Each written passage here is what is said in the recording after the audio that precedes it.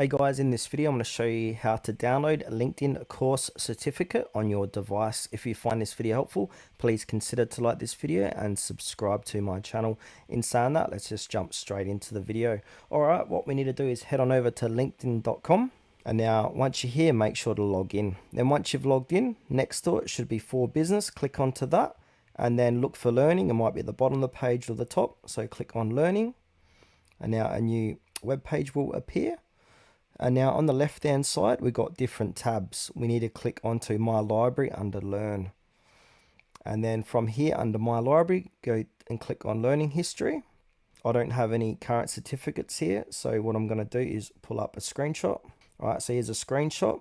So in your learning history, if you got any courses, you want to click on the three dots next to that course and then simply click on Download Certificate, and that's going to download it to your computer, and you can look at it by going to your download section.